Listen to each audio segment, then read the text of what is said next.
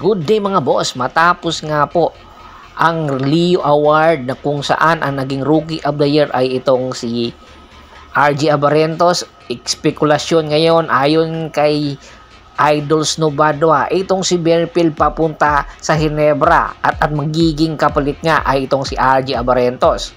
Dahil nga sa kontrobersya sa Rookie of the Year na kung saan ang number 1 nasa ranking itong si Cedric Berfield, bigla na lang nanalo itong si RJ Abarentos via media vote.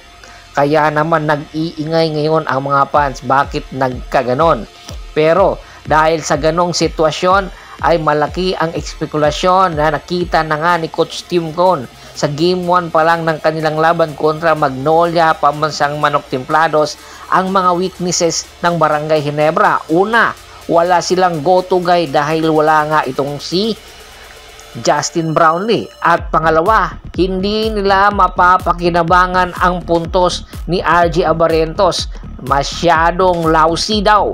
Ayon sa mga report, tinitingnan na nila ang negotiation na nagaganap ngayon between Blackwater Bossing at itong si Cedric Berfield. Pandaan nyo, sa pag-debut game pa lang ni Cedric Berfield sa Blackwater Bossing, humanga na si Boss Al Francis Chua. Kaya naman hindi katakataka na ang kanyang intention ay napakalaki para sa batang itong si Cedric Berfield. At malaki ang potensyal na magiging superstar ito ng Barangay Ginebra San Miguel kung sakaling matuloy ang kanilang negotiation na nagaganap at ang trade na ito.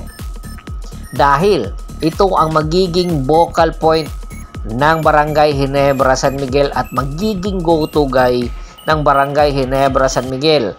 Tingnan mo na lang ang lineup ng Barangay Ginebra San Miguel. Wala silang mapuntahan pagdating sa crunch time. Hindi nila mapupuntahan yung MVP na si Scottie Thompson na kung saan 0 ang naging performance sa Game 1. Kaya ang sagot sa problema ng Ginebra ay itong si Cedric Berfield na kung sakaling mapunta sa Ginebra, lalong aangat ang level ng paglalaro nito. At ito nga, si RJ Abarentos ang magiging kapalit. Itong si RJ Abarentos, makikita natin kung magandang ipapakita nito at mag-i-improve ito sa Blackwater Bossing. Isa lang ang magiging destination nito ay ang Tropang Giga. Nakita natin, ang Tropang Giga lineup ngayon ay mga veterano ang kanilang mga point guard.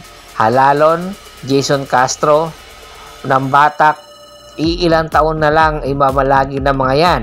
Kaya ngayon pa lang tinitingnan na kung sakali mang matuloy ang negotiation at mapunta itong si RJ Abarentos sa Blackwater Bossing, kung may i-improve niya ang kanyang mga arsenal at ang kanyang performance at hindi puro highlight ang ipinapakita, tiyak may kalalagyan talaga itong si RJ Abarentos. At ang number 1 destination nito ay ang Tropang Giga. Ang Tropang Giga ang magdadala kay RJ Abarentos sa totoo niyang mundo na kung saan marami nga ang naghahangad na gusto nga ng mga fans na maihalin tulad ito sa kanyang uncle or tito na si Johnny A. Abarentos. Pero ngayon pa lang napakalayo pa ng batang ito dahil ang iniisip palagi nito ay yung highlight na kung papasahan niya ay dunk agad. Kaya naman itong si Japit Aguilar, panay din ang dunk. Kaya ito yung mga espekulasyon ngayon.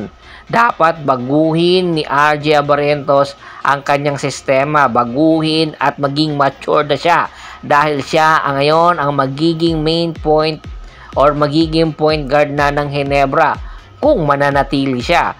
Pero kung hindi magtatagal at matuloy ang nasabing negotiation, kung ikukumpara mo yung RJ Abarentos at Berfield, sa tingin nyo sino ang mabigat at sino sa tingin nyo ang totoong Rookie of the Year? Kayo na ang humusga. Komento na sa baba ng video at pag-uusapan natin yan. Once again, this is Percival Monteron at your service. Don't forget to subscribe to Sports Channel at don't forget to click the notification bell button para nga maging updated palagi sa kwentuhan. Once again, this is Percival Monteron. Bago po muna natin tapusin ang ating kwentuhan, shoutout muna tayo sa ating mga solid na followers na laging sumusuporta sa atin. Kay Kagawad kat sa kinudukusin ng Hagonoy, Bulacan, Anthony Lakin Alon sa Lucky Alon family, good morning po. At syempre kay Sir Ricky Lanza ng Ricky Rider TV ng Tansa Cavite, Julius Roche, Criston Mariscal, Rafael Branya at Ronald Gato. Pakibisita na rin po ng Facebook fanpage ko na Pulgoso Hapres PH3 at yung Boss Store po para po sa mga karagdagan sports balita. Hanggang sa muling kwentuhan, maraming salamat po.